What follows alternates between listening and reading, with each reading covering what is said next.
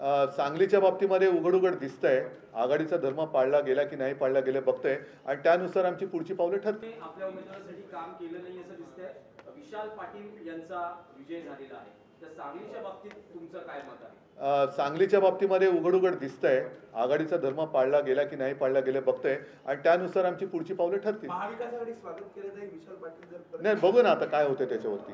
नितीश कुमार आणि चंद्रबाबू नायडू हे तुमच्याबरोबर येऊ शकतात का? काही बोलणी सुरू आहेत का? त्यांच्याबद्दल त्यांच्याशी काँग्रेसकडनं म्हणा इतरांकडनं म्हणा बोलणी सुरू आहेत. परत एकदा सांगतो की चंद्रबाबू नायडूंना सुद्धा भाजप सरकारने काही कमी त्रास दिला नव्हता, नितीशना सुद्धा काही कमी त्रास दिला नाही. तर पुन्हा त्रास हवा का हा एक प्रश्न आहे आणि मला खात्री आहे की एकदा हे गेलेलं सरकार उंबरठ्यावरती आहे ते उंबरठ्यावरनं बाहेर काढण्यासाठी सगळे जे यांच्या जुलूम जबरदस्तीला चिडलेले आणि कंटाळलेले लोक आहेत ते इंडिया आघाडीत येतील.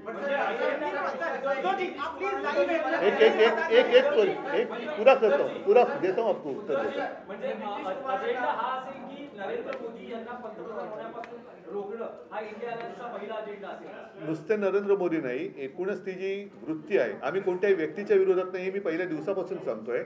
आम्ही वृत्तीच्या विरोधात आहोत.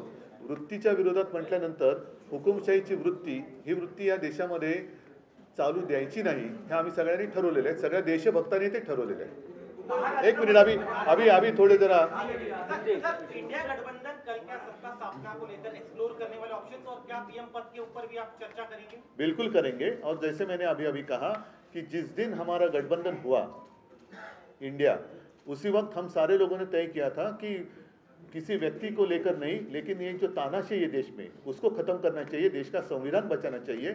फिर चाहे सब मिलकर प्रधानमंत्री का उम्मीदवार हम तय कर सकते हैं और मुझे लगता है कि कल वो हो जाएगा. नंबर्स की आंकड़े जो काफी कम है, ऐसे में क्या टीडीपी जेडीयू अन्य दल है उन्हें जो भी लोग इनसे त्रस्त है वो सारे लोग हमारे साथ आएंगे, सारे देशभक्त हमारे साथ आएंगे. चंद्रबाबू जी भी, उनको भी बहुत परेशान किया है बीजेपी गवर्नमेंट ने. सारे लोग जिनको भी तकलीफ दी है, परेशान किया है, वो सारे लोग हमारे साथ आएंगे.